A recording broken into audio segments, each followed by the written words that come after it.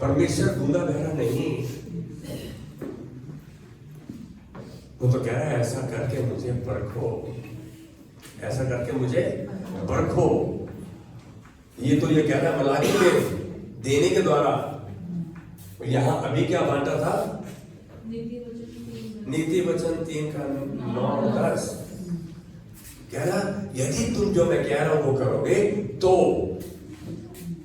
तुम्हारे खत्ते भरे उमड़ते रहेंगे, दाख मलो उमड़ता रहेगा। इसका मतलब हर चीज, तुम्हारे घर के बर्तन, तुम्हारी जेब उमड़ती रहेगी।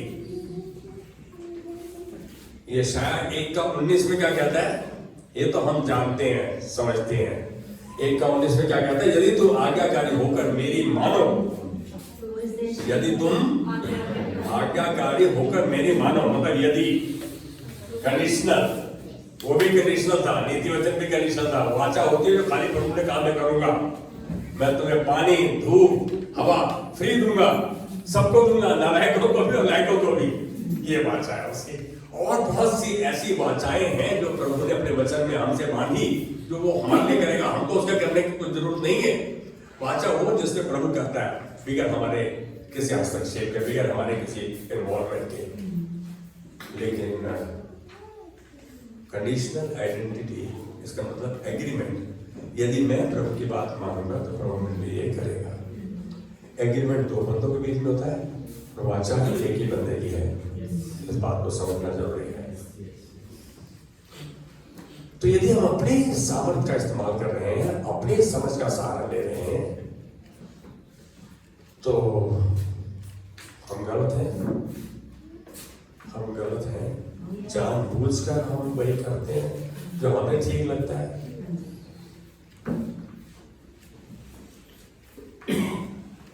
हम सबको किसको बुरा लगता है? कभी आपको बुरा लगा है? आपको बेइज्जती सी, आपको ऐसा महसूस हुआ है क्या बकवास कर रहे, पास्टर कैसे बोल देता है, ऐसे कैसे बोल दे रही है? पास्टर को तो बड़ा नम्र दिन होना चाहिए, क्योंकि चोर की तारीफ को तो मेरा। एक बात जाने हम, यदि बोला जा रहा है, कहा जा रहा है, तो आपके प्रति प्यार को दर्शाया जा रहा है। परमेश्वर यदि आपको काटना चाहता है तो आपको कैंची नहीं लगा रहा, आपको सीजर का ब्लेड नहीं लगा रहा, वो आपको बढ़ाना चाह रहा है। कौन टोकता है? कौन किसी को बताता है? कोई मुझको बताएगा वचन कि यदि कोई मुझको टोक रहा है तो मुझे अच्छा लगना चाहिए? डेज़ी बहन, कोई वचन नहीं ऐसा। सही बात है।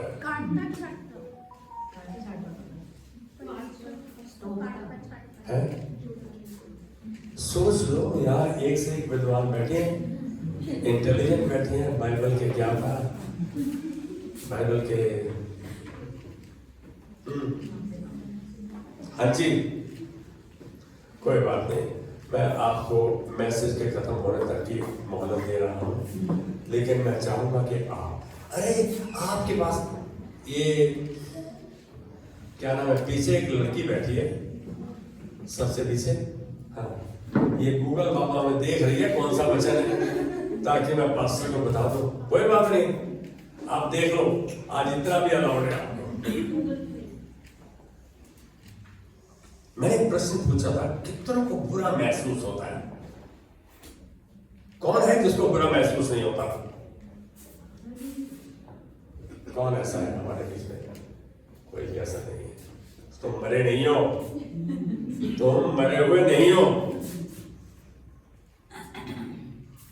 जो यीशु मसीह में है, कह रहा वो जीवित है।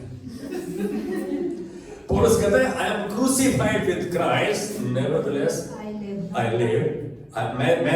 मैं मसीह यीशु के साथ क्रूसित किया गया। मैं जिंदा नहीं हूं, लेकिन मसीह यीशु मुझ में जिंदा है। तो आप जब आप जन्मे तो आप क्रूसित भी हुए। क्रूसित हुए तो भाई, मरे हुए को तो पिन की चुभन नहीं होती। मरे हुए को पिन चुभा के देख, भाई आहिस्ता चुभा, जोर की मार रहा तू तो। मरे हुए को पिन की चुभन होती है? Dead man feels no pin pricks. मरा हुआ उसको कोई सुई चुभाओ तो उसको चुभेगी? रोशनी चुभेगी? नहीं चुभेगी। लेकिन हमको तो बहुत चुभती है, हमको बुरा लगता है। जब आपको कोई बुरा कह दे और बकवास कर दे, तब तमीजी के शब्द बोल दे या ऐसी बात कह दे, चाहे वो आत्मिक हो, आध्यात्मिक हो, कैसी भी हो, तो हमें उसका उसी समय उत्तर देना चाहिए या नहीं देना चाहिए? हाँ, इस समय सबके पास प्रश्न उत्तर होंगे। हाँ जी, मैं कह रहा हूं यदि कोई ऐसी बुरी पहली बात है, हम तो उसी समय उसका खाता बराबर करना चाहते हैं, उसी समय जवाब देना चाहते हैं। अरे इसने कैसे कह दिया?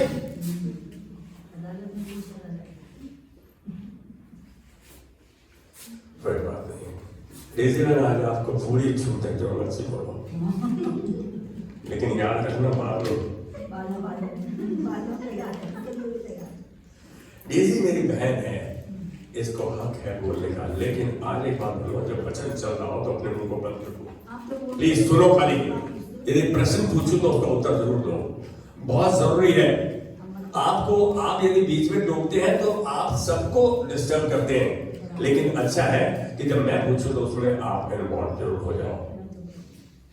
मैं कह रहा हूं आपकी जब कोई आलोचना करे, आपको जब कोई क्रिटिसाइज करे, आपके विरोध में बोले, कैसा लगेगा?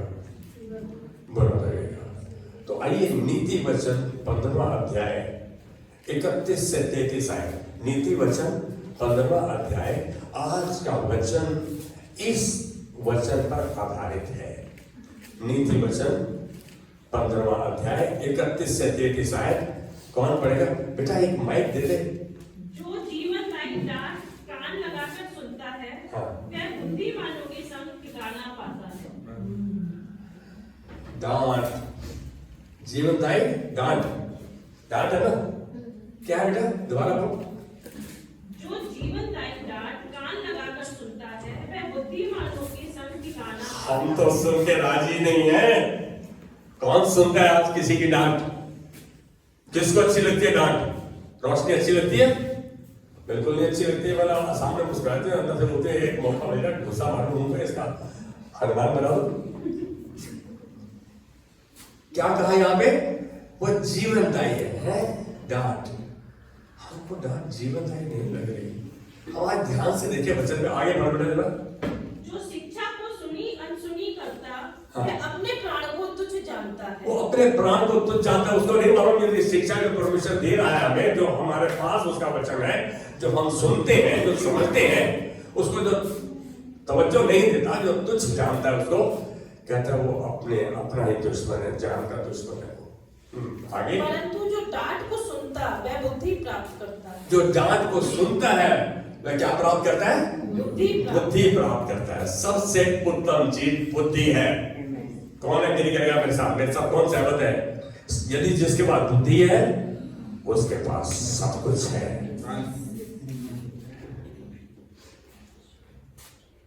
हम इस सच को जानते हैं कि प्रशंसा और आलोचना दोनों ही एक दूसरे के विपरीत हैं, उलट हैं। किसी की प्रशंसा करना या किसी की आलोचना करना, दोनों उलट हैं। ये बात ठीक है? दोनों उलट हैं। और मैं एक बात कहूंगा कि ऐसी परिस्थितियां जीवन में आती हैं, चाहे वो प्रशंसा की हो या आलोचना की हो, और हम उसका सामना करते हैं। हम अपने घर में भी करते हैं, हम बाहर भी करते हैं, अपने ऑफिस में भी करते हैं, अपने समाज में भी करते हैं। शादी में चले गए, वहां बोलेगा अरे बड़ा बेकार सी ड्रेस पहन रखी है तुमने। बोलो उसको किसने हाथ दिया बोलने का?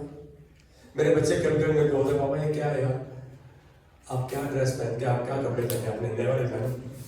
मैं बोला उसको लिफाफा चाहिए, मेरी ड्रेस देखनी है। क्या भारी होना चाहिए आपके पास?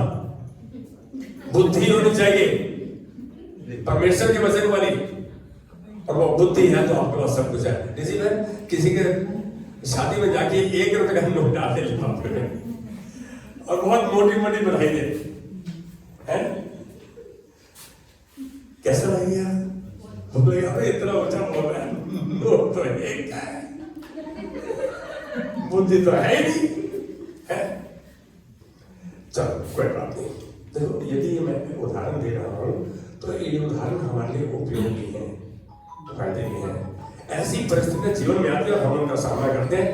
प्रशंसा तो अच्छी लगती है, प्रशंसा तो अच्छी लगती है, लेकिन आलोचना, क्रिटिसिज्म कोई भी पसंद नहीं करता। किसी के बारे में विपरीत बोला जाए, उसके अगेंस्ट बोला जाए, उसके विरोध में बोला जाए तो ये हमें पसंद नहीं है। हमें खाली प्रशंसा पसंद है।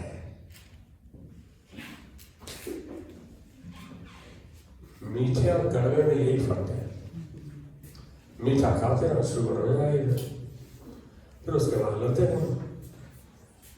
कड़वा खाने से शुगर नहीं होती, नीम खाने से शुगर नहीं होती। उसकी लगातार डोज लेते रहो। तुलसी का पत्ता, नीम का पत्ता खाते रहो, देखो कितना अच्छा बॉडी आपकी डेवलप कर जाती है। यहाँ मैं कड़वी बात को सह लेने की बात कर रहा हूँ, कड़वी आलोचना को सह लेने की बात कर रहा हूँ। आलोचना से हम ज्यादातर चिढ़ जाते हैं, हमारे चेहरे के भाव बदलने लगते हैं। लेकिन कुछ आलोचनाएं ऐसी होती हैं जिसका हमें सामना करना पड़ता है, जिसको सामना करना जरूरी है, अनिवार्य है। क्योंकि आलोचना का सही उत्तर स्पष्टीकरण करता है, साफ इमेज को दर्शाता है और स्थिति साफ हो जाती है। यदि आलोचना का सही उत्तर, मैं कह रहा हूं कोई बोले वे कौन से तुम कहां जाते हो प्रार्थना करने, जानता हूं तुम उनको क्या करते हो वहां पे। मेरी यही हालत थी, क्रिश्चियंस को बोलता था अबे बाइबल यहाँ रख के और चर्च में जाते हो, क्या करते हो जानता हूं तुमको मैं, क्योंकि मैं तो चर्च को देखता ही किसी को नजर था। अरे लड़के लड़कियां की करके बात करें, आप मुझे मिल रहे हैं तो मतलब विरोध करता था, मुझे पसंद नहीं थे क्रिश्चियंस। लेकिन प्रभु ने जब उसी झुंड में डाला, फिर दर्शाया कि ये है मेरे बच्चे, इनको देख। मैं आलोचना करता था, प्रभु ने सही उत्तर दिया, मुझे उस भंडार में ही डाल दिया। अब देखता नहीं यार, ऐसा नहीं है। यदि हम हंस के खुल के बात करते हैं तो हम खुले दिल से बात कर रहे हैं, हमारे मन में कुछ कड़वाहट, कुछ जहरीलापन नहीं है।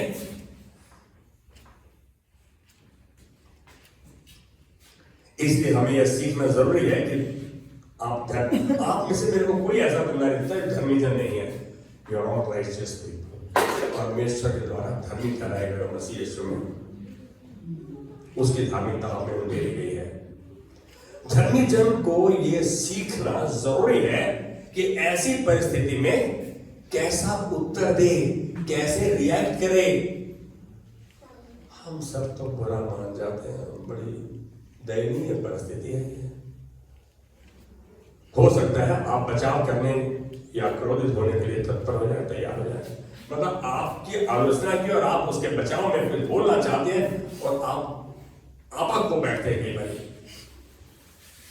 लेकिन सच क्या है, मुझे क्या करना है, हम ऐसे समय में ध्यान से सुने, उसकी पूरी आलोचना को, शांत रहे। मेरी बात समझ लें, बड़ा मुश्किल है, बहुत मुश्किल है, असंभव नहीं है।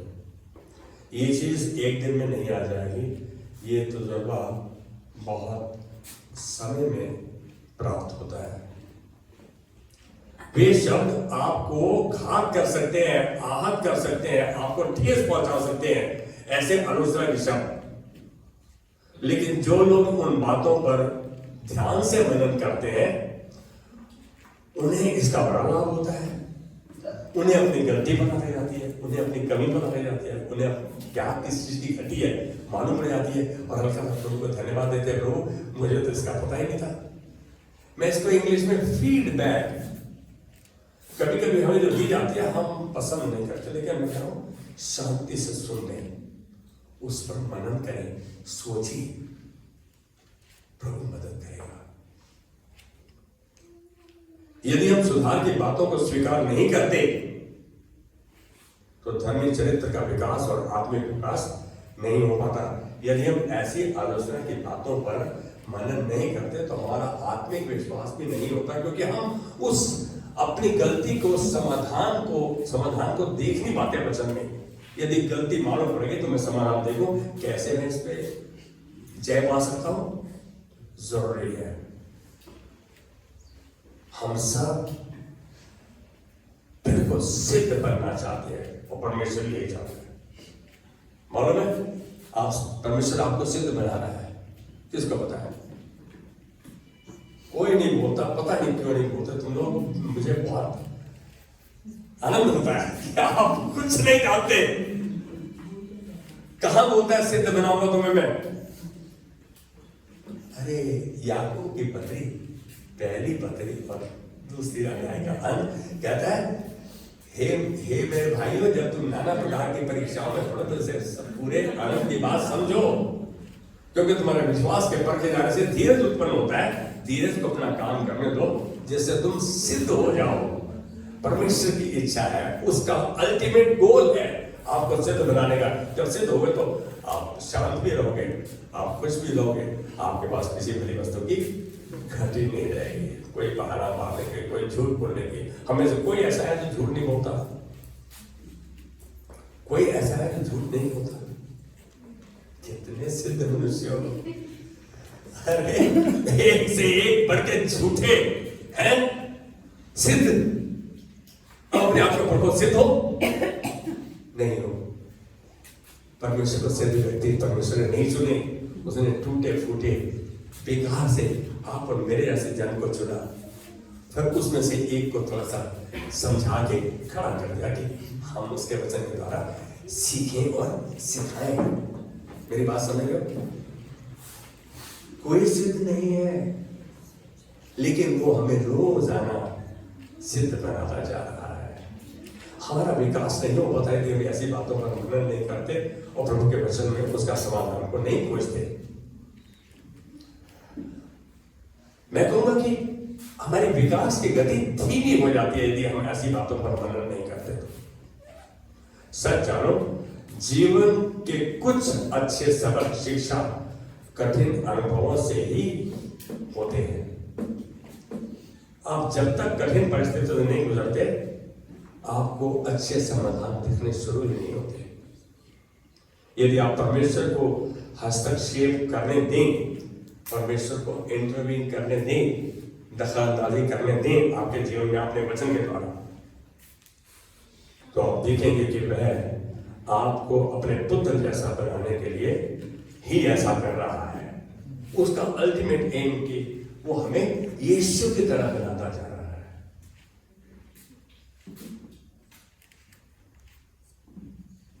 कितना भला हो कि आपको कोई गालियां देता है, करा रहे हो, कोई बात नहीं, थैंक यू। मेरे को किसी ने कहा, मैं सच्चाई की बात कर रहा हूं, पास्टर आप तो चोर हो, अरे सारी चर्च का पैसा आपके घर में जाता है, आपके दामाद का घर बन रहा है, ये बंदा वो बंदा है। मैं मुस्कुराया, मैंने उसको थैंक यू बोला, थैंक यू भाई, ये तेरा विचार है, प्रभु क्या विचार है मेरे बारे में मैं जानता हूं। हम जो है नहीं उसके बारे में प्रतिक्रिया क्यों दें, रिएक्ट क्यों करें? जब मैं चोर हुई नहीं तो फिर मेरे को क्यों चुप रहा है? ये बात, मेरी बात समझ रहे आप? हम तो सारे प्रभु के चुने बुलाए और ठहराए गए लोग हैं, स्पेशल हैं, खास हैं। आज यदि यहाँ बैठे और प्रभु के वचन को सुन रहे हैं तो ये आपकी खुशकिस्मती भी है, आपकी इच्छा रहनी चाहिए कि नहीं प्रभु जो कुछ मैं सीखूंगा उसको जीवन में लागू करूंगा, ताकि तू अपने लक्ष्य में पूरा हो, तेरी महिमा हो। मेरी बात को समझ रहे हैं? आज बात प्रशंसा की नहीं हो रही, आलोचना की हो रही है, क्रिटिसिज्म की हो रही है, विरोधाभास की हो रही है। चाहे वह आलोचना सही है या नहीं, अब मैं देखो थोड़ा सा उसको एनालाइज कर रहा हूं, थोड़ा उसको संधि विच्छेद कर रहा हूं। चाहे वह आलोचना सही है या नहीं, चाहे वह विनम्रता या कठोरता के साथ दी गई है, आपका लक्ष्य, आपका रवैया इस तरह से उत्तर देना होना चाहिए जिससे प्रभु की महिमा मिले। किसी भी परिस्थिति में आपका उत्तर ऐसा होना चाहिए कि महिमा प्रभु को मिले। जो विरोधी गुस्से से, बदले की भावना से आप पर अटैक कर रहा है, उसका मन भी शांत हो जाए। वो खाली प्रभु का वचन कर सकता है, यदि प्रभु का वचन आपके अंदर है। दाऊद ने इस बात को बहुत खास कहा भजन संहिता में, कहता तेरा वचन मैंने अपने हृदय में सिजो लिया है। Thy word have I hidden in my heart that I may not sin against thee. तेरा वचन मैंने अपने हृदय में सिजो लिया कि मैं तेरे विरुद्ध पाप ना करूं। जब वचन अंदर है तो उसकी सामर्थ्य बाहर आएगी, वो शांति स्वरूप में आएगी, मुस्कुराते हुए आएगी, आपको बढ़ाते हुए आएगी, उसकी महिमा करते हुए आएगी। Can we all say amen? याद रखें कि आप केवल इस बात के लिए जिम्मेदार हैं कि आप स्वयं को कैसे संभालते हैं। आप इस बात के लिए जिम्मेदार हैं। वचन तो है, क्या मैं उस समय शांत रहने की प्रक्रिया में, मैं एक बात कहूंगा, प्रभु ने कहा कुछ भी परिस्थिति आ जाए, कुछ भी बात है, अपने मार्ग की चिंता यहोवा पर छोड़। बात करने जा रहे हैं, इंटरव्यू के लिए जा रहे हैं, किसी बिजनेस के लिए जा रहे हैं, किसी अपने रिश्तेदार के पास जा रहे हैं, शादी में जा रहे हैं, कहीं प्रभु आज इस सुबह को, इस अवसर को तेरे हाथ में देता हूं, अपने आप को समर्पित करता हूं प्रभु। शांत रहते हुए, आनंदित रहते हुए, प्रभु तू मेरी मदद करता जाएगा। उसकी आत्मा आप में है। जब आप अपनी परिस्थिति को, अपनी समस्या को, अपने काम को परमेश्वर के हाथ में देते हैं तो परमेश्वर आपका हाथ पकड़ के लेके चलता है। आप प्यार को दर्शा रहे हैं, परमेश्वर से प्यार करते हैं, इसलिए प्रभु तेरे से मदद मांग रहा हूं। मैं नहीं कर पाता अपनी सामर्थ्य में, परमेश्वर आपकी मदद करेगा। कहां करेगा? कहते हैं कौन है जो यहोवा का भय मानता है, कौन है जो उससे प्यार करता है, कौन है जो उसका कहा मानता है, कह पे चलता है। यहोवा उसको उसी मार्ग से जिससे वह प्रसन्न होता है चलाएगा। वह कुशल से टिका रहेगा और उसका वंश पृथ्वी का अधिकारी ठहरेगा। आज एक बात बोलूं, मैं एक परफेक्ट पापा नहीं हूं, सिद्ध पापा नहीं हूं, फिर भी उसने मुझे इतने अच्छे बच्चे दिए, सिद्ध बच्चे दिए, अच्छे बच्चे। ये परमेश्वर का अनुग्रह। नहीं तो इनके मम्मा के जाने के बाद आज 29 साल हो गए हैं इसकी, इनकी मम्मा को गए हुए। कितने बच्चे होंगे, किस उम्र के होंगे? शायद मैं ऐसा महसूस करता था, अकेला पड़ गया, मैं क्या करूँगा। नहीं, परमेश्वर ने मेरी माँ को जिंदा रखा और उसे एक ऐसा हथियार बनाया कि इन बच्चों को तैयार भी किया, इन पर देख रेख भी करती थी। आज एक बात सुनो, परमेश्वर आपको अकेला नहीं छोड़ेगा। यदि आपको ऐसी परिस्थिति आ गई, He will make a way to escape। आपके बाहर निकास का मार्ग भी निकालेगा वो, उसका वादा है ये। वो इतनी तकलीफ नहीं देगा जो आपके शरीर के सहने के बाहर हो। मैं समझता हूँ जिम्मेदारी हमारी है कि हमें अपने आप को ऐसी परिस्थिति में कैसे संभालते हैं, कैसे उसका उत्तर देते हैं। ना कि है कि दूसरा व्यक्ति कैसे व्यवहार कर रहा है। हम ये नहीं देखें कि दूसरा व्यक्ति मेरे से बदतमीजी कर रहा है, ये तो अनचाहे अनजाने बातें बोले जा रहा है, हम उसका ध्यान नहीं करें। मैं नियंत्रण हूं, इस बात का ध्यान रहे। मेरी बात को समझ रहे हैं? हम ज्यादातर आप को बैठते हैं, किसी ने गलत बात बोली, उसी समय उसका हिसाब किताब चुकता करना चाहते हैं। नहीं, बिल्कुल नहीं। आपने किसी के साथ भला किया है ना, किसी का अच्छा किया है, किसी के साथ आपने उसको कुछ सिखाया है, वो आपका एहसान, वो प्रभु का एहसान, क्योंकि ये करता तो प्रभु है। जीवन भर हम उसका एहसानमंद रहेंगे। कितनी बड़ी बात है। डेजी यदि तेरा हाथ पकड़ के कोई लेके चलता है, उसका एहसान जिंदगी भर चुकता नहीं कर सकते हम। सच बात तो ये है। हम जितना मर्जी कर दिए, मैंने उसको ब्लेस कर दिया, आशीष कर दिया, वो तो एक प्यार दर्शाने का तरीका है। लेकिन उस परिस्थिति में हमें परमेश्वर किसी न किसी को इस्तेमाल करता है, उससे बाहर निकालता है। बहुत जरूरी है। जब आपको आलोचना का सामना करना पड़ता है तो शांत रहें, तब तक सुनते हैं जब तक दूसरा व्यक्ति अपनी बात को खत्म नहीं कर लेता, समाप्त नहीं करता। उसका पूरा चार्ज दो, ध्यान से सुनो। हम तो पीछे में उसको अपना कहना शुरू कर देते हैं। उसको बोलते हैं शॉर्ट टेम्पर्ड, है नहीं? एकदम हमने सुना ही नहीं पूरा उसका जवाब है था। चौकसी और सम्मान दिखाने के लिए आंख का संपर्क बनाए रखें। जो आपकी आलोचना कर रहा है, आपको बदतमीजी से बिठा है, उसके साथ आंख से आंख मिलाकर बात करते रहें। हम जब आंख ऐसे कर लेते हैं ना तो उसका पता लगता है अभी ओवरलुक कर रहा है, नजरअंदाज कर रहा है। अब ये सुन नहीं था मेरी बात। दो चीजें हैं, जब आप ऐसे देखोगे ना शैतान तो उसका मैसेज भाग जाएगा। Face the devil and he shall flee. शैतान का सामना करो और वह भाग जाएगा। सामना आंखों में आंखें डाल के देखो। मुश्किल है, असंभव नहीं है। यदि सच में हम प्रभु के वचन में जुड़ते जा रहे हैं, बढ़ते जा रहे हैं, तो हमें शांत रहने की बात हमारे अंदर बन जानी चाहिए। जब आपका आलोचक आपकी बात पूरी कर ले तो उसकी चिंताओं को आपके ध्यान में लाने के लिए उसे धन्यवाद दें। जो भी कुछ उसने कहा उसको थैंक यू बोले। इतने बातें मेरे जहन में लाया, धन्यवाद। मैं थोड़ी कोशिश करूंगा कि ये कमी आगे से तेरे को ना दिखे, क्योंकि उसकी नजर में तो कमी है ना। आपको पता है, कहने का मतलब आपका उत्तर सुखदायक होना चाहिए। उसको हर्ट करने वाला, घात करने वाला, ठेस पहुंचाने वाला नहीं रहना चाहिए। मुश्किल है। मेरे बड़े भैया हैं, उनकी आदत है कि वो जैसे चुभन वाली बात कर देते हैं, लेकिन जब आप उनके साथ भला करते हो तो उनको महसूस होता है कि यार मैं तो गलत कर रहा हूं, लेकिन ये फिर भी मेरे साथ कर रहा है। मालूम है, एक दिन रात को मेरे बड़े भैया ने कहा अपने बेटे को, तबीयत अच्छी नहीं थी उनकी किडनी प्रॉब्लम है, बोलने के चाचा को बुला ले, शुभी को बुला ले। बोलने लगे, उन्होंने बोला पापा 2:30 बजे हुए हैं, इस समय चाचा को बुलाए, उनकी तबीयत ढील रहती है, इस समय क्या बुलाना है उनको, क्या करेंगे वो, आप क्या समझ रहे हैं। दूसरे दिन 11:30 बजे मुझे उनके बेटे ने, मेरे भतीजे ने बोला कि ऐसे ऐसे पापा की तबीयत रात को रो रहे थे, कह रहे थे शुभ को बुला ले। तो मैं बोला बेटा बुलाता। बोला चाचा डॉक्टर के पास भी नहीं जा सकते थे, परिस्थिति ऐसी थी कि डॉक्टर के पास भी 10 बजे पहुंचेंगे, तो क्या जरूरत थी। मैं 12 बजे उनके पास पहुंच गया, आधे घंटे का टाइम उसमें पहुंच गया।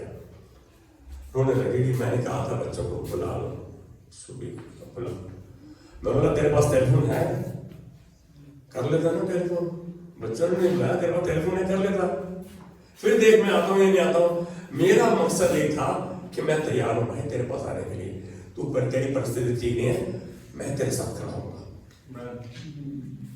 यार वो तो चुपती हुई बात कहेंगे, क्या आपके पास वचन है ना, आपके पास शांत रवैया कहाँ है, आपके पास सांत्वना देने का समय कहाँ है। आप कोशिश तो करें। अभी पीछे फिर एक दिन गए तो रोने लगे, पता नहीं मैं दोबारा आएगा, मेरे को मिलेगा नहीं मिलेगा। मैं बोला एक बार फिर रो के दिखाओ, एकदम चुप कर गया।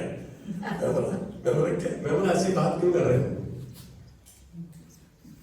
जब बंदा अपने आप में दुखी और असहाय महसूस करता है ना, तब ऐसे वचन शब्द मुख से निकलते हैं। ऐसे में आप किसके लिए बनाए गए हैं, आप उसको आराम देने के लिए, कंफर्ट देने के लिए, सांत्वना देने के लिए, उनको गले लगाने के लिए, उनके लिए प्रार्थना करने के लिए। अरे प्रभु आपकी प्रार्थना सुनता है, आज भगवान में आपकी प्रार्थना सुनता है। उसके तो कान ऐसे झुके रहते हैं, मेरा बच्चा क्या कह रहा है। आलोचना हो या प्रशंसा हो, मैं अभी प्रशंसा की बात नहीं कर रहा। आलोचना बुरी लगती है, किसको भी पसंद नहीं, लेकिन आज एक बात बोलो, ध्यान से सुनो उसको, तब तक सुनते रहो जब तक वो अपनी बात पूरी नहीं कर लेता। फिर उसको उसके बारे में जो तूने कहा, तेरा धन्यवाद, मैं इस पर गौर फरमाऊंगा, ध्यान दूंगा। कितनी आपको तो ये मालूम ही नहीं कि आपके पास कितना बड़ा मौका आ गया आपको सुधारने का। उसे बताएं कि आप उसकी कई बातों पर विचार करेंगे, आपको पता है, आपको हर चीज ये मालूम कि आप ठीक है। प्रभु से पूछें और अपने आप को जांचें, क्या ये आरोप सही है? प्रभु को आपका हृदय जांचने दें। इसका मतलब प्रभु का वचन आपको बता देगा कि आप गलत हो नहीं। वैसे तो हमको सब पता होता है कहाँ गलत है कहाँ गलत है, ठीक बात है, पता होता है। फिर भी कहना नहीं मैं झूठ बोलेंगे।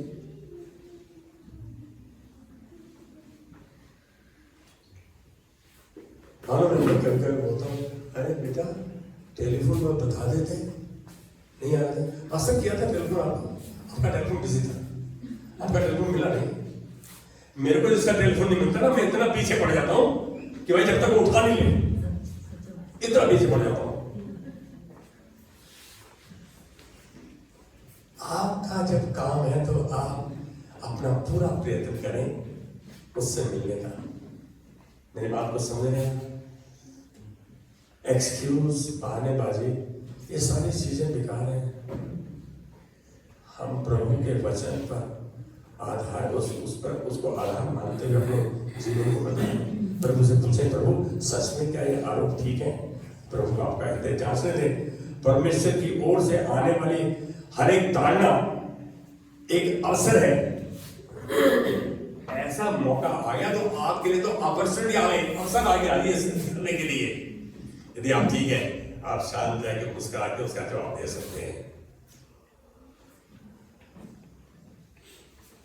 आप ऐसी मौके को आप में मसीही चरित्र को चमकने का मौका देते हैं। शांत रहकर उसकी बात सुनकर उसको धन्यवाद देकर और फिर प्रभु से संपर्क बनाकर कि प्रभु मैं भी नहीं जानता कि मैं 100% ठीक हूं, मुझे दर्शाना। उसका वचन आपको दर्शा देगा। आपके आलोचक को प्रेम दर्शाकर अपने मसीह चरित्र को चमकने दें। इसका एक अवसर आपको आ गया, उस अवसर का फायदा उठाएं। यदि वह क्रोध में आकर आप पर आक्रमण कर रहा है तो आपका सम्मान और कृपा एक शक्तिशाली गवाही बन जाता है। आप उसको रिएक्ट नहीं कर रहे, आप पर वो अटैक कर रहे हैं, आप शांत हो। आपकी गवाही बन जाता है कि आप ऐसी परिस्थिति में भी शांत रहे।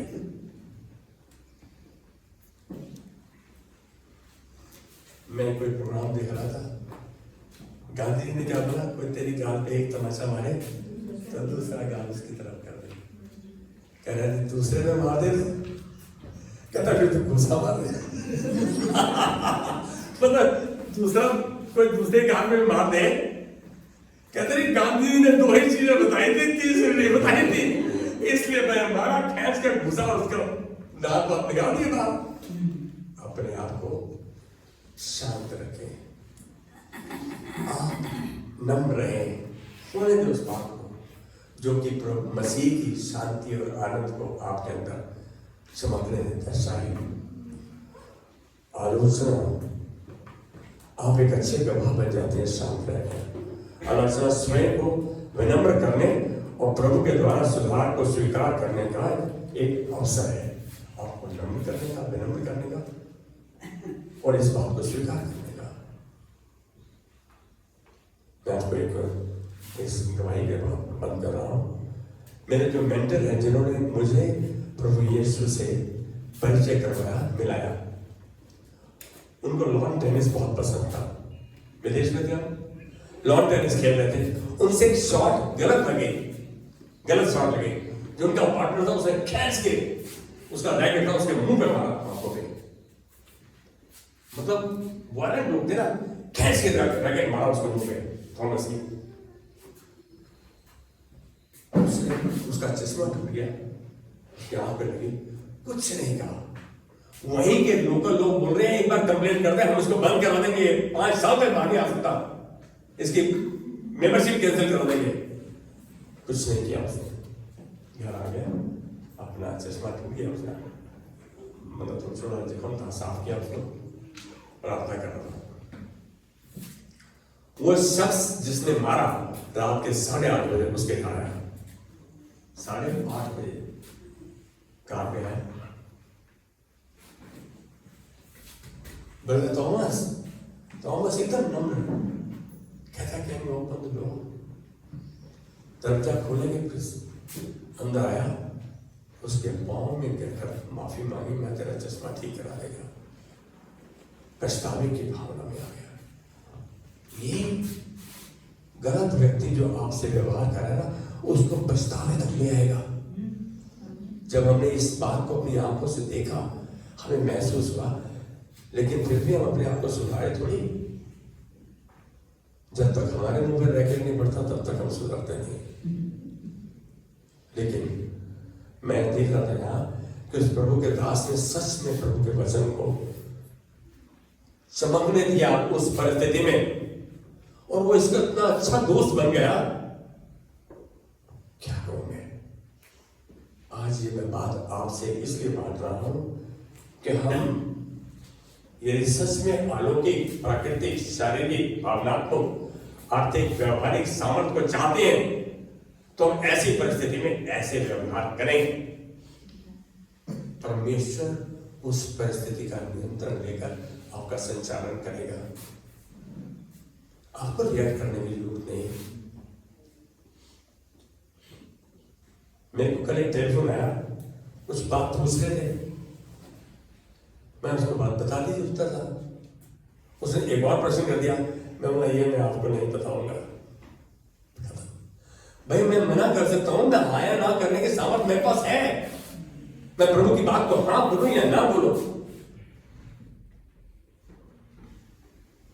आपके पास यदि कोई भाई बहन प्रार्थना के लिए आता है तो आप एक ऐसे कॉन्फिडेंशियल सेक्रेटरी हैं, वो बात आप तक रहनी चाहिए डॉक्टर की तरह। एक पेशेंट की बात दूसरे को डॉक्टर नहीं बताता। आप ओपन साइड हो जाओ, कोई आपके पास आएगा नहीं, बात नहीं करेगा, अपनी परिस्थिति नहीं बताएगा, अपनी समस्या नहीं बताएगा। कोशिश करें आप ऐसे, यीशु मसीह ने ऐसे व्यवहार को कहाँ दर्शाया। सुधारने के उदाहरण, सामरी स्त्री आपने देखा ना, सामरी स्त्री के साथ कोई बात भी करना चाहेगा? यीशु मसीह ने उसके साथ बात की, यीशु ने उसे इस्तेमाल किया। यीशु का वचन, मुख्य शब्द जिसके पास पहुंचे एकदम बदल गए। वो स्त्री जिसको कोई देखना नहीं चाहेगा, जिससे कोई बात नहीं करना चाहेगा, सारा गांव उठ के आ गया। 95% से ज्यादा गांव आ गया और उसने यीशु को सुना और वो बचाए गए। प्रभु आप कितने बेकार हैं, कितने भद्दे हैं, लेकिन परमेश्वर आपको इस्तेमाल करने के लिए तैयार है। क्या आप तैयार हैं? प्रभु किसमें कमियां नहीं है, किसने गलतियां की, लेकिन प्रभु चाह रहा है यदि प्रभु तो सामने आपको जाने के लिए यदि सामने स्त्री को तो इस्तेमाल कर सकता है, मैं अपने आप को उपलब्ध कराता हूं, मैं यहां हूं। कनानी स्त्री जो अपने बच्चे को लेकर गई, यीशु मसीह ने क्या बोला उसको? कहते मेरा बच्चा बीमार है, कहता है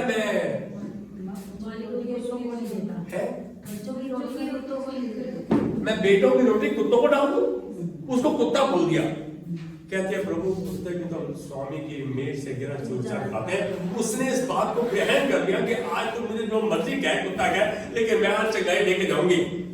उसने आलोचना को कितना विनम्र तरीके से स्वीकार किया।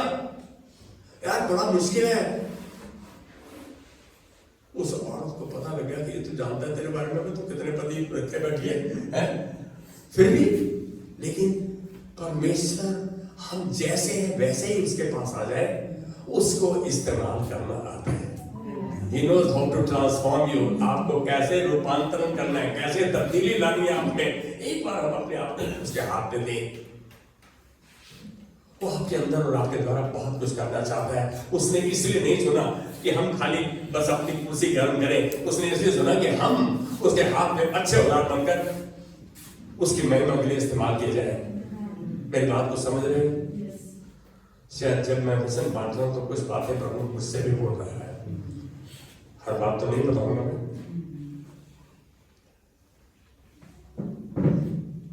विरोध में जाने का उदाहरण ऐसे ही तो कि प्रभु के विरोध में चले। कौन था? योना। प्रभु ने कहा नहीं मिल जा, कहता मैं नहीं जाऊंगा। गया प्रभु योना। आज एक बात बोलो, विरोधाभास क्रिटिसिज्म, उसने विरोध किया तो प्रभु ने उसको मगरमच्छ के मुंह में डाल दिया। और जो उसने अंदर वैसा पलटियां मारी, अंदर तेल के अंदर बदबू आ रही है। योना की पुस्तक को पढ़ना बेटा, ये बहुत अच्छा पुस्तक है। ऐसी परिस्थिति में कैसे इस्तेमाल हुआ योना? ऐसी परिस्थिति में पौलुस की परिस्थिति सब जानते हैं। आप चाहते हो कि योना वाली परिस्थिति में जाए या पौलुस वाली परिस्थिति में जाए? मैं बात कहूँगा, हम अपने आप को प्रभु के हवाले करें, उसके वचन के हवाले करें। हम उसके वचन को अपने अंदर तक जान दें, उसके वचन को जाने, सुने, समझें और उस पर चलन करें, मनन करें, ताकि प्रभु सिद्ध कर दे कि उसका वचन जिस मकसद से भेजा गया वो मकसद पूरा हो गया, वो वापस लौटेगा। आइए प्रार्थना करेंगे। प्रभु धन्यवाद देते, आज जो बात तूने अपने दास के हृदय में दर्ज करी, तेरा धन्यवाद प्रभु। जैसा तूने कहा वैसा ही तेरे दास ने बांटा। आज इस परिवार को, जिन का प्रतिनिधित्व करते ये जन, जिन परिवारों के, जिन घरानों के प्रभु, इन सबको तेरे हाथ में दे दे।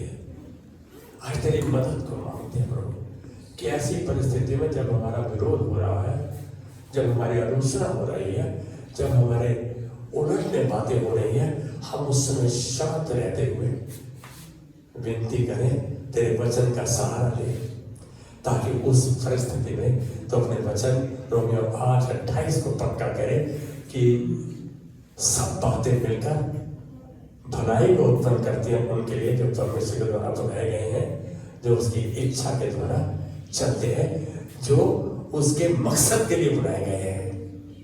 परमेश्वर सब बातों में मिलकर भलाई को उत्पन्न करता है। तेरा धन्यवाद प्रभु।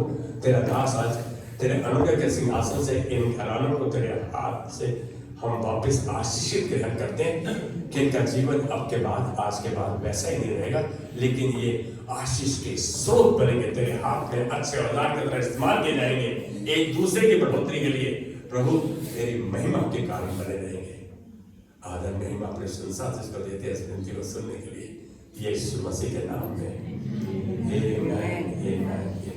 अब हमारे पिता का प्रेम, यीशु मसीह का अनुग्रह और पवित्र आत्मा की सहभागिता जो उसने हमारे अंदर छोड़ी अनंत काल तक हमारे साथ रहे। आमीन, आमीन। God bless you. एक सूचना